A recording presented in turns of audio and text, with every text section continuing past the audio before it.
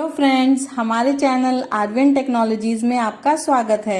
Software खरीदने के लिए या डेमो के लिए दिए गए नंबरों पर संपर्क करें या आप हमें मेल भी कर सकते हैं। सब्सक्राइब बटन को दबाएं, नोटिफिकेशन के लिए बेल बटन दबाएं। वीडियो को लाइक और शेयर जरूर करें। आइए दोस्तों, आज हम मार्ग में जानेंगे मैन्युफैक्चरिंग के बारे में। इसको कैसे इम्प्लीमेंट किया जाता है, कैसे यूज़ किया जाता है और मैन्युफैक्चरिंग क्या चीज़ है। मेनली हमारे पास मैन्युफैक्चरिंग में 4 मॉड्यूल हैं: production, quality control, inventory and accounting. आइए अब हम जानते हैं फ्लो चार्ट की मदद से कि इसको कैसे यूज़ किया जाता है, कैसे इम्प्लीमेंट किया जाता है। तो मैन्युफैक्चरिंग प्रोसेस का एक फ़्लो क्या होता है। सबसे पहले हम अपना प्रोडक्शन प्लानिंग करते हैं। प्रोडक्शन प्लानिंग में मेरे को रॉ मटेरियल कितना चाहिए, पैकिंग मटेरियल कितना चाहिए। उसके बाद हम अपने वेंडर से कोटेशन मंगाते हैं, उस कोटेशन का अप्रूवल होता है। फिर हम एक परचेज ऑर्डर जनरेट करते हैं। जब हमारे पास परचेज ऑर्डर जनरेट हो जाता है तो सामने से मेरे पास गुड्स आ जाते हैं। उसके बाद मैं उसको परचेज एंट्री करता हूँ। परचेज एंट्री के बाद मेरे पास दो ऑप्शन होते हैं कि मैं उस जो मैंने परचेज किया रॉ मटेरियल उसको मैं अंडर टेस्टिंग भेजना चाहता हूँ या नहीं भेजना चाहता हूँ, क्वालिटी चेक के लिए। उसके बाद मेरे पास जो मैंने अंडर टेस्टिंग भेजा है या तो वो रिजेक्ट होगा या अप्रूव होगा। अगर मेरा अप्रूव हो जाता है तो मैं उसको स्टोर के अंदर भेज देता हूँ। अगर वो रिजेक्ट हो जाता है तो वो सप्लायर के पास वापस चला जाएगा। उसके बाद मेरा रिक्वेजिशन स्लिप निकलती है रॉ मटेरियल की और प्रोडक्शन मटेरियल की, जो मेरा स्टोर से प्रोडक्शन डिपार्टमेंट में ट्रांसफ़र करते हैं, उसे हम बोलते हैं रिक्वेजिशन स्लिप। अगर जो मैंने रिक्वेजिशन स्लिप भेजी है उसके अंदर अगर मान लो मेरा कुछ रॉ मटेरियल कम रह गया तो उसके अंदर मैं एडिशनल रॉ मटेरियल या पैकिंग मटेरियल ऐड कर सकता हूँ। उसके बाद जो मेरा सेमी फिनिश गुड मटेरियल बना प्रोडक्शन डिपार्टमेंट में, उसको मैं टेस्टिंग के लिए भेजना चाहता हूँ या नहीं भेजना चाहता। अगर वो टेस्टिंग होकर आती है तो उसके अंदर भी हो सकता है मेरा कुछ रिजेक्ट हो जाए या पेंडिंग रह जाए। उसके बाद मेरा फिनिश गुड रिसीव हो जाता है। उसके बाद हम सेल ऑर्डर कर बनाते हैं उसका। फिर मेरा इन्वॉइसिंग जनरेट होता है, एक्साइजिंग और गेट पास होता है। फिर bank letter and cover note होता है। उसके बाद मेरा अकाउंट डिपार्टमेंट और इन्वेंट्री में एंट्री होती है। फिर मेरा आउटस्टैंडिंग टैक्सेशन। तो इस तरीके से मेरा एक पूरा मैन्युफैक्चरिंग का फ्लो होता है। तो हम देखते हैं कि हमें और क्या क्या प्रोसेस में किस लेवल पे हमें किस किस चीज़ की ज़रूरत होती है। एंट्री लेवल पे हमें क्या चीज़ों की ज़रूरत है। परचेज रिक्वायरमेंट है, purchase order, good receipt note, under testing slip, inward register, ledger and outstanding of supplier. Quality control department में मेरे इन चीज़ों की मुझे ज़रूरत होती है, जैसे testing requisition slip, certifications, rejection list, rejection order, approved and rejection slip. उसके बाद प्रोडक्शन डिपार्टमेंट में मुझे किन किन चीज़ों की ज़रूरत होती है, उसमें मुझे इन चीज़ों की ज़रूरत होती है। फिनिश क्वालिटी कंट्रोल डिपार्टमेंट है, उसमें मुझे किन किन चीज़ों की ज़रूरत है, उसमें मुझे इन इन चीज़ों की ज़रूरत है। तो कुछ ये चीज़ें होती हैं, मेरा एक मैन्युफैक्चरिंग का एक पूरा प्रोसेस होता है। आइए अब हम जानते हैं कि मैन्युफैक्चरिंग सॉफ्टवेयर को इम्प्लीमेंट कैसे किया जाता है। सबसे पहले हम देखते हैं कि हमें जो है मास्टर बनाने होते हैं किसी भी सॉफ्टवेयर में। तो इसमें हमें मेन 4 मास्टर बनाने होंगे। जो हमारे 4 मास्टर हैं वो है ledger master, inventory master, testing master and formula master. तो आइए सबसे पहले हम देखते हैं जो हमें लेजर मास्टर बनाने हैं वो कैसे बनाने हैं। तो सबसे पहले हम मास्टर में आते हैं, लेजर मास्टर में, न्यू लेजर। तो इसमें सबसे पहले जो हमें एक मास्टर बनाना है वो बनाना है प्रोडक्शन डिपार्टमेंट,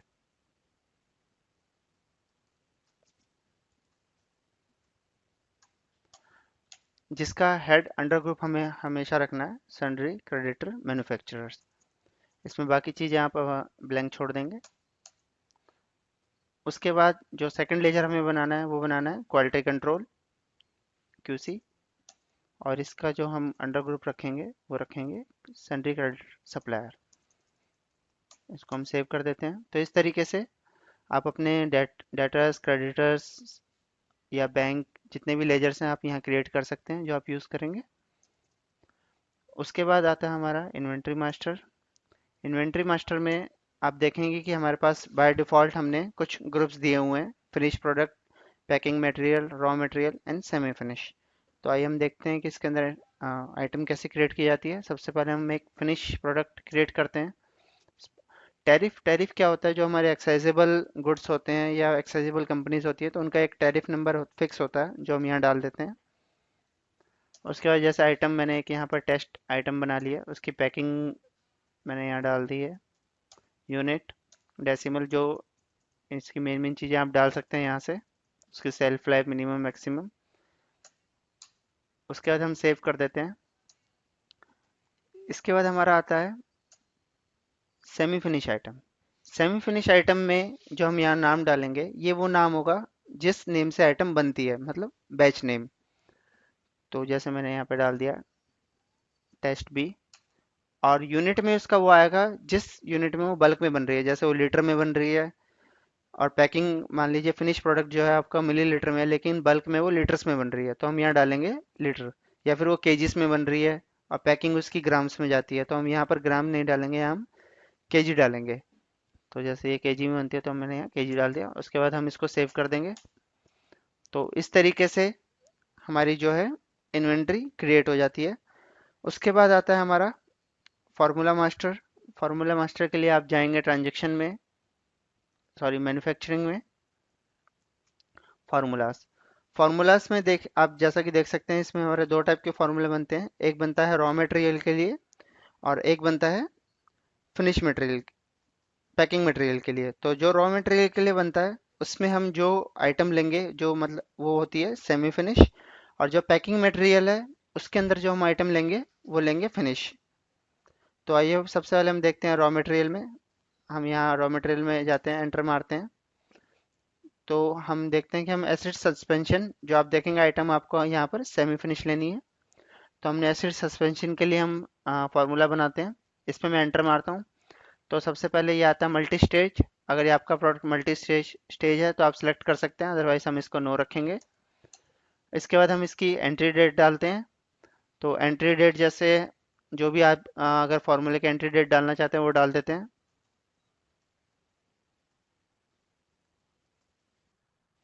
उसके बाद आता है इसका बैच साइज। बैच साइज मतलब हम इसको बल्क क्वांटिटी में कितने बैचेस का एक साइज बनाना चाहते हैं। जैसे मैंने यहाँ दिया हुआ है 300 लीटर, तो मेरा एक बारी में ये 300 लीटर का बनेगा, और इसका फॉर्मूला मैं 300 लीटर के हिसाब से डालूंगा। नेक्स्ट टाइम अगर मेरे पास जैसा ऑर्डर आता है कि मुझे 100 लीटर बनाना है, तो वो फॉर्मूले के अकॉर्डिंग ऑटोमेटिक उसमें से एडजस्ट कर देता है। अब मैंने इसका फार्मूला नंबर डाल दिया, जैसे मैंने 1 डाल दिया। अब इसमें ये ऑप्शन है क्लेम फॉर। क्लेम फॉर क्या होता है कि हमारे गवर्नमेंट जो रॉ मटेरियल होता है दो टाइप का होता है, एक होता है एक्टिव, एक होता है इनएक्टिव। तो गवर्नमेंट की तरफ से कुछ अप्रूव्ड क्वांटिटी आती है कि इस आइटम के अंदर इतना एक्टिव इंटीग्रेंट डलना चाहिए, तो क्लेम फॉर हम सिर्फ एक्टिव जो रॉ मटेरियल होता है उसी के लिए यूज़ करते हैं। जैसे मैंने यहाँ क्लेम फॉर में डाला हुआ है ईच 15 mg, मतलब हर 15 मिलीग्राम के लिए क्लेम करेगा। तो आइए हम एंटर मारते हैं। यहाँ हम जेनरिक नेम डाल देंगे, जैसे इसका जो भी जेनरिक नेम होगा ABC। BMR type, BMR type क्या है, इसमें आप देखेंगे कि दो प्रोसेस होते हैं बीएमआर में, एक बीएमआर होता है, बीपीआर होता है। बीएमआर क्या है, बैच मैन्युफैक्चरिंग रिकॉर्ड, और बीपीआर बैच प्रोसेसिंग रिकॉर्ड। तो हर प्रोडक्ट को इनके थ्रू होकर निकलना पड़ता है। तो बीएमआर में जैसे हमारी ये टैबलेट है, लिक्विड है, कैप्सूल है, तो वो हम सेलेक्ट कर लेते हैं। मैंने यहाँ लिक्विड ले लिया। उसके बाद जैसे मैंने एक फार्मूला ऑलरेडी बनाया हुआ था तो ये ऑटोमेटिक लोड हो गया। तो आप इसमें देखेंगे कि जो सबसे ऊपर है आपको एक्टिव रॉ मटेरियल रखना है। आप देखेंगे कि सिर्फ इन दोनों में मैंने क्लेम डाला हुआ, बाकी किसी में नहीं है, क्योंकि बाकी सारे ये नॉन एक्टिव है। तो मैं इस पे एंटर मारता हूँ। आप देखिए इसका ग्रुप जो है रॉ मटेरियल है, इसको मैंने एंटर किया। अब यहाँ आ गया क्लेम, जैसे मैंने यहाँ डाला हुआ है क्लेम फॉर, मतलब इसके हर 15 mg के अंदर इसका 20 mg डलेगा। तो मैंने डाल दिया क्लेम में कितना डलेगा, 20 mg। उसके बाद टोटल क्वांटिटी कितनी डलेगी, ये तो आ गया ईच 15 mg के लिए, बट टोटल हम बना रहे हैं 300 लीटर, तो 300 लीटर के हिसाब से हम कैलकुलेट करके यहाँ डाल देंगे। उसके बाद आ जाता है ओवर एजेस। ओवर एजेस क्या है कि जैसे अगर मैं मटेरियल रॉ मटेरियल इशू कर रहा हूँ, कुछ उसमें वेस्ट भी होगा, तो मुझे कितना एक्स्ट्रा उसको इशू करना है। तो जैसे अगर मैंने यहाँ 10% डाल दिया, टोटल इशू मैं कर रहा हूँ 3 पॉइंट समथिंग, तो वो 10% ऑफ दिस प्लस दिस वो इशू कर देगा, मतलब जो मैंने क्वांटिटी डाली है उसका 10% और जोड़ के उसको एक्स्ट्रा ऐड कर देगा। इसके बाद इसमें आता है इक्विवेलेंट। ये भी आप देखेंगे कि जो हमारा एक्टिव रॉ मटेरियल होता है सिर्फ उसी के लिए हमें यूज़ करते हैं। अगर ये मटेरियल मेरे पास नहीं है तो इसके बदले में मुझे दूसरा कौन सा लेना है, तो उसका मैंने इक्विवेलेंट नेम यहाँ पर मैं दे दूंगा add quantity at the time of costing. Costing के टाइम पे इसकी जैसे मैंने यहाँ पर डाला हुआ 3.99, बट मैं कॉस्टिंग के टाइम पे मैंने यहाँ कर देता हूँ 1 kg। तो ये क्या करेगा 3.99 प्लस 1 kg उतने की कॉस्टिंग ऐड करके दिखा देगा। अब एप्लीकेबल ऑन कॉस्टिंग, इस रॉ मटेरियल को मुझे कॉस्टिंग पे एप्लीकेबल करना है या नहीं करना, यस या नो में कर सकता हूँ। तो इसी तरीके से मैं अपना पूरा फार्मूला डाल दूंगा। इसमें जो ये आप देख सकते हैं ऐसे ऐसे मतलब होता है प्योर, कि आइटम की प्योरिटी कितनी है, रॉ मटेरियल जो है कितना प्योरिटी है। उसके बाद मैंने पूरा फार्मूला एंटर कर देता हूँ। मैं इसको टैब की से सेव करता हूँ। उसके बाद ये आ जाता है यहाँ पर, जैसे आप देख सकते हैं एसिड सस्पेंशन, ये पैकिंग में फिनिश प्रोडक्ट आ गया। इसमें से मेरे को दो प्रोडक्ट बनाने हैं, एक है एसिड सस्पेंशन 100 ml, सेकेंड है एसिड सस्पेंशन 200 ml। तो जैसे मैं इसको एंटर मारता हूँ आप देख सकते हैं कि इसका फिनिश प्रोडक्ट है, ग्रुप का नेम एंटर किया। अब ये बोलता है कि क्वांटिटी कितनी होगी, तो क्वांटिटी मैं यहाँ पे डालूंगा 0.10। जैसे कि आप देख सकते हैं 100 / 1000, तो जितना आएगा ये पर लीटर एक बोतल में कितना पैक होगा वो डाल दिया। एसिड मैं 200 के लिए बना लूंगा और इसको मैं फिर से टैब से सेव कर देता हूँ। तो इस तरीके से मेरा एक फार्मूला मास्टर क्रिएट हो जाता है। आप अपने जितने भी फिनिश प्रोडक्ट हैं सबके लिए आप अपना फार्मूला मास्टर क्रिएट कर सकते हैं। उसके बाद हमारा आता है टेस्टिंग मास्टर। टेस्टिंग मास्टर का हम यूज़ क्यों करते हैं, ये हम यूज़ करते हैं क्वालिटी कंट्रोल के लिए। इसके कुछ स्टैंडर्ड रूल्स होते हैं, कुछ पैरामीटर होते हैं। हम इसका यूज़ इसलिए करते हैं ताकि वो जो हमारा प्रोडक्ट है वो इन पैरामीटर्स या रूल्स पर प्रॉपर खरा उतर सके। तो इसके अंदर हमारा क्या होता है, record of analysis and certificate of analysis का मास्टर्स हम बनाते हैं। जैसे कि आप देख सकते हैं इसके अंदर बहुत सारे डिफरेंट डिफरेंट मास्टर्स हैं, तो इन सबको हम यहाँ पर क्रिएट करते हैं। आइए अब हम देखते हैं टेस्टिंग मास्टर में कि जो हमारे record of analysis and certificate of analysis के मास्टर्स को हमें कैसे क्रिएट करना है। तो सबसे पहले हम इसमें एग्जांपल ले लेते हैं। RMPM मतलब रॉ मटेरियल पैकिंग मटेरियल। जब भी हम कोई रॉ मटेरियल या पैकिंग मटेरियल को परचेस करेंगे तो सबसे पहले वो टेस्टिंग डिपार्टमेंट के पास जाता है, उसका रिकॉर्ड ऑफ एनालिसिस बनता है, सर्टिफिकेट ऑफ एनालिसिस बनता है। अगर वो सारे टेस्ट को पास कर लेता है उसके बाद उसको आगे प्रोडक्शन प्लानिंग में भेज दिया जाता है। अदरवाइज अगर उसमें कुछ भी प्रॉब्लम होती है तो उसको रिजेक्ट कर दिया जाता है। उसका डिसीजन हमारा सब टेस्टिंग डिपार्टमेंट में ही होता है, वो ROA एंड COA के थ्रू ही किया जाता है। तो सबसे पहले हम एंटर मारते हैं ROA रिकॉर्ड ऑफ एनालिसिस पे, व्यू एंड एडिट किस आइटम के लिए बनाना है, उसका एस्केप एस्केप। तो हमारे पास यहाँ एक शीट खुल जाती है। इस शीट में हम अपना डिफाइन कर सकते हैं कि हमें इस पे कौन कौन से टेस्ट करने हैं, उनका मेन बेसिक रिजल्ट क्या है, और जो हमारा प्रोडक्ट का हमने टेस्ट किया उसका रिजल्ट क्या है, वो नॉर्मल है या नहीं है। तो इस तरीके से हम एक पूरा एक फॉर्मेट रेडी कर सकते हैं ROA के लिए अपने अकॉर्डिंग, पार्टी के अकॉर्डिंग। उसके बाद हम एस्केप करते हैं। इसी तरीके से हम COA सर्टिफिकेट ऑफ एनालिसिस के लिए एक फॉर्मेट रेडी कर लेते हैं। तो यहाँ पर सर्टिफिकेट ऑफ एनालिसिस के लिए मैं एक रिकॉर्ड फॉर्मेट रेडी कर लूँगा। जो भी मुझे यहाँ पे लिखना है वो लिख सकता हूँ।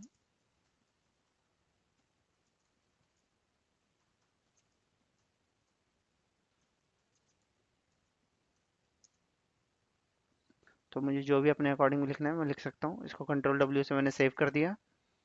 अब एस्केप कर दिया मैंने। तो आप देख सकते हैं कि मेरा यहाँ पर अब ROA एंड COA दोनों बन गए हैं। इसी तरीके से आप यहाँ पर बल्क और फिनिश के लिए बना सकते हैं।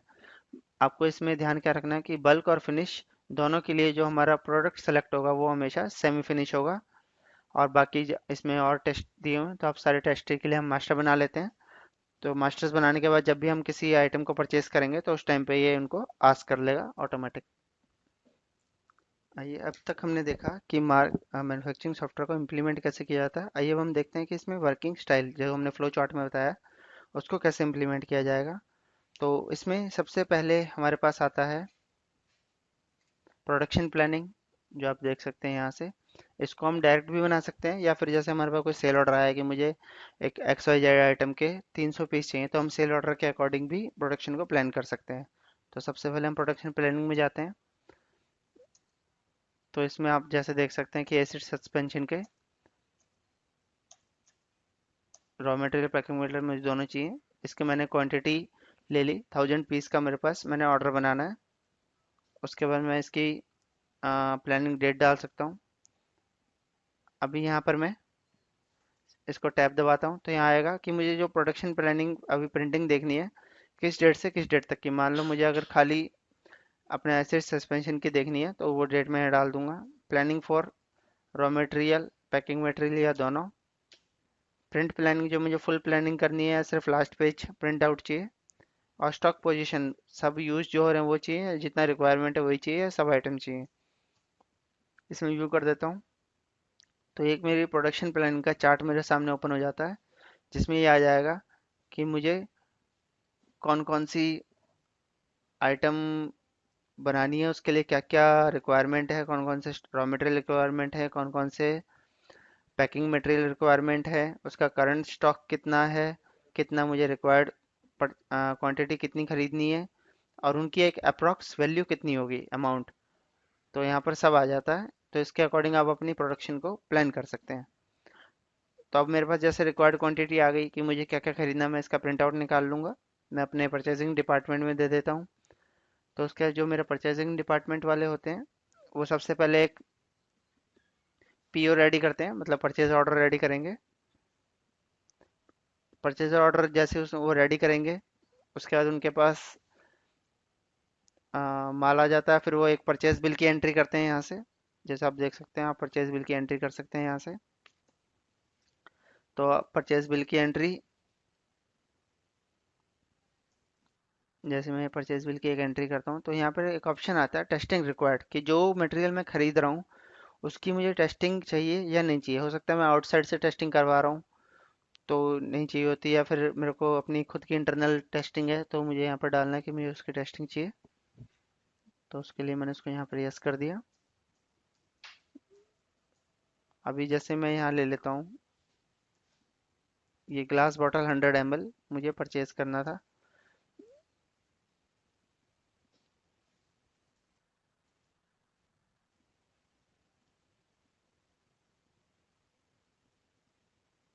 तो ये मैंने यहाँ से सारी एंट्रियाँ डाल देता हूँ। उसका एमआरपी जो भी है वो डाल दूंगा, कितनी क्वांटिटी मुझे 1000 पीस परचेज करने हैं। तो मुझे उसकी जो भी डिटेल है वो सब मैं यहाँ डाल देता हूँ। इसको मैं सेव कर देता हूँ। तो इसी तरीके से मेरा जितना भी रॉ मटेरियल है पैकिंग मटेरियल है मैं सबको परचेज कर लूँगा। उसके बाद स्टेप होता है अंडर टेस्टिंग स्टॉक, कि मेरा कौन कौन सा स्टॉक जो है अंडर टेस्टिंग पड़ा हुआ है। तो आप देख सकते हैं कि ये 11 बॉटल के 100 ml के जो है 1000 पीस हैं वो अंडर टेस्टिंग अभी हैं। तो इस पर मैं एंटर मारता हूँ, मॉडिफाई करता हूँ। तो यहाँ पर सबसे पहले हम जो क्वालिटी कंट्रोल जो मेरा डिपार्टमेंट है उसको मैं कुछ सैंपल्स भेजूंगा, मैं पूरे नहीं भेजूंगा। जैसे मैंने एक बोतल भेज दी। उसके बाद उसका पैक का साइज़ क्या है। अभी रिजेक्शन क्वांटिटी अभी हमें नहीं डालनी है, जब वो क्वालिटी कंट्रोल में चला जाएगा तो वहाँ से अगर कुछ रिजेक्शन होती है तो वो डालेंगे। तो अभी इसको मैं सेव कर देता हूँ।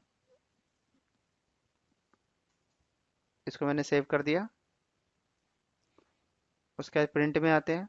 तो जो ये टेस्टिंग रिक्वेजिशन स्लिप जो मुझे क्वालिटी कंट्रोल किस डिपार्टमेंट को देनी है, क्वालिटी कंट्रोल डिपार्टमेंट को। सैंपल क्वांटिटी मैंने एक पीस दी है। टेस्टिंग रिक्वायर्ड यहाँ ये आ गया एज पर IPBP USP, जो एक स्टैंडर्ड ड्रग एक्ट होता है उसके अकॉर्डिंग इसकी टेस्टिंग की जाती है। इसको मैंने व्यू किया तो ये आ जाएगा कि testing requisition slip to quality control department, और जो भी मैंने यहाँ पर अपने आइटम भेजे हैं तो उसकी पूरी डिटेल यहाँ आ जाएगी। अब वो क्वालिटी कंट्रोल डिपार्टमेंट के पास आइटम चला गया। उसके बाद क्या होगा, वो दोबारा अंडर टेस्टिंग स्टॉक में आएंगे, आइटम पे एंटर मारते हैं मॉडिफाई। अब वो हर टेस्ट को जो भी वो टेस्टिंग करेंगे तो उसको एक रिपोर्ट नंबर देते हैं। तो यहाँ AR नंबर देते हैं, एनालिटिक रिपोर्ट नंबर, तो वो हम यहाँ टेस्टिंग रिपोर्ट नंबर में डाल देते हैं। और जो एक उनके पास जो सैंपल भेजा गया है वो सैंपल को भी एक कंट्रोल सैंपल नंबर देते हैं, ताकि वो एक सैंपल को अपने पास संभाल के रख सकें। इन फ्यूचर अगर कोई प्रॉब्लम होती है तो वो सैंपल से टेस्ट कर सकें। तो उसको सैंपल नंबर दे दिया। बाकी हमें यहाँ पे कुछ नहीं डालना। इसको मैं सेव कर देता हूँ, प्रिंटिंग निकालता हूँ। अभी यहाँ से मुझे ROA और COA उसका प्रिंट करना है। तो रिकॉर्ड ऑफ एनालिसिस मैंने उसका प्रिंट किया। इसमें जो भी मुझे चेंजेस करने हैं वो मैं कर सकता हूँ। उसको कंट्रोल डब्ल्यू से मैंने सेव किया, प्रिंट किया, तो ये प्रिंट आउट निकल जाएगा मेरा आरओए का। इसी तरीके से मैं उसका सीओए भी निकाल सकता हूँ। अगर रिजेक्शन ऑर्डर, रिलीज ऑर्डर निकालना है कि ये रिलीज करना है तो रिलीज ऑर्डर, टैग प्रिंटिंग निकालनी है कि ये अभी स्टॉक जो मेरा अंडर टेस्ट है या सैम्पल्ड है या अप्रूव, जैसे अप्रूव्ड हो गया है तो ये आ जाएगा अप्रूव्ड मटेरियल और उस पर मैं टैग लगा के चिपका सकता हूँ। तो इस तरीके से हम टेस्टिंग स्टॉक, किसी भी स्टॉक की टेस्टिंग करते हैं। अब जैसे मेरा टेस्ट स्टॉक जो है वो टेस्ट हो चुका है, अब मुझे उसको ट्रांसफ़र करना है स्टोर डिपार्टमेंट में। तो उसके लिए हम यहाँ से वही अंडर टेस्टिंग स्टॉक पर आएंगे, तो उस पर एंटर मारते हैं, तो ये ट्रांसफ़र का ऑप्शन है, इसको मैं ट्रांसफ़र कर देता हूँ। तो मेरा स्टॉक जो है ये ट्रांसफ़र हो गया। उसके बाद अब क्या होता है कि अब प्रोडक्शन, अब मेरे पास स्टोर में आइटम आ चुकी है, मेरे पास सेल ऑर्डर आया है, तो मुझे उसका आइटम का प्रोडक्शन भी करनी होगी। तो प्रोडक्शन डिपार्टमेंट को हम रॉ मटेरियल या पैकिंग मटेरियल इशू करते हैं। तो उसकी एंट्री देखते हैं कहाँ से करते हैं। ये एक मेरे पास मटेरियल इशू ऑप्शन है, यहाँ मैं एंटर मारता हूँ तो मेरे पास यहाँ raw material, packing material, additional raw material, अगर उसी बैच में मुझे कुछ रॉ मटेरियल देना है, या एडिशनल पैकिंग मटेरियल अगर उसी बैच में कुछ पैकिंग मटेरियल देना है, या फिर वो बैच बनने के बाद उसमें से कुछ मेरे पास बच गया है तो वो मैं यहाँ से रिटर्न ले लेता हूँ। तो हम रॉ मटेरियल पे एंटर मारते हैं।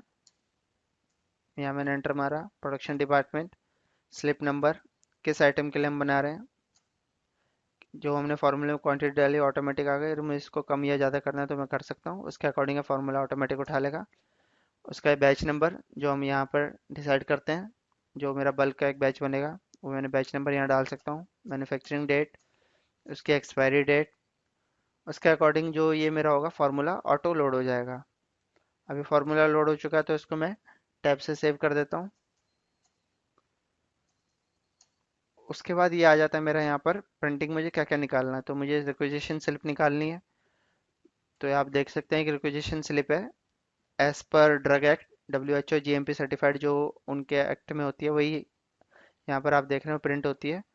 तो ये हमारी प्रोडक्शन डिपार्टमेंट के पास चली जाती है कि उनको कौन कौन सा मटेरियल हम इशू कर रहे हैं। इसी तरीके से आप टैक्स प्रिंट निकाल सकते हैं, प्रोसेस शीट, जो BMR आप वो निकाल सकते हैं, यील्ड स्टेटमेंट है या जो भी आपको निकालने हैं इसके अंदर आप निकाल सकते हैं। इसके बाद जब हमारा बल्क, ये क्वांटिटी जो है जैसे 300 लीटर बन के रेडी हो जाएगी तो इसकी कुछ टेस्टिंग वगैरह होंगी। तो उसके लिए आप यहाँ से testing requisition slip, record of analysis, COA वो निकाल सकते हैं। उसके बाद जब हम अपना पैकिंग मटेरियल, ये बल्क जो है हमारा पैक हो जाएगा, पैकिंग मटेरियल इशू कर देंगे तो वो हमारा फिनिश मटेरियल बन जाएगा, उसकी भी हमारी टेस्टिंग होती है। तो उसके लिए आप जो टेस्टिंग का जितने भी सर्टिफिकेट्स या रिकॉर्ड्स होते हैं आप यहाँ से निकाल सकते हैं। प्रोडक्शन रजिस्टर आप यहाँ से निकाल सकते हैं। तो इसके बाद हमारा जो है प्रोडक्शन डिपार्टमेंट में से पैकिंग मटेरियल एक रेडी हो जाएगा, सॉरी फिनिश प्रोडक्ट जो है रेडी हो जाएगा। उसके बाद हमें उस फिनिश प्रोडक्ट को स्टोर में ट्रांसफ़र करना है। तो उसके लिए हम यहाँ से ट्रांसफ़र नोट बनाते हैं। हम ट्रांसफ़र पे क्लिक करेंगे, प्रोडक्शन डिपार्टमेंट, मुझे क्या चीज़ ट्रांसफ़र करनी है, जैसे मुझे ये ट्रांसफ़र करना है, एंटर किया, कितना 300 लीटर इशू हुआ था। जैसे इसमें दिखा रहा है कि पैकिंग नॉट इशूड, तो पैकिंग अभी मैंने इशू नहीं की है तो मुझे पैकिंग पहले इशू करनी पड़ेगी।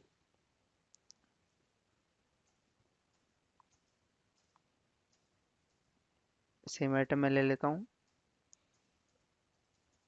Enter enter.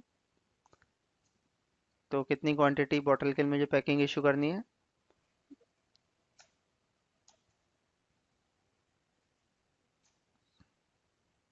तो ये ऑटोमेटिक इसका पैकिंग मटेरियल उठा लेगा। इसको मैंने सेव कर दिया। अब मेरा पूरा मटेरियल जो है पैक हो जाएगा, फिनिश बन जाएगा। उसका ट्रांसफ़र नोट करते हैं, मैंने एंटर किया तो आप देखेंगे पैकिंग मटेरियल इशू हो चुका है। फिनिश प्रोडक्ट मेरे जो है ये दोनों है। तो इसकी कितनी कितनी बॉटल, जैसे मैंने 1000 के लिए बोला था तो मेरी बॉटल जो मेरी 900 ही बनी है। रिजेक्ट क्वांटिटी इसमें से 10 हुई है, और इसकी जो है मेरी खाली 3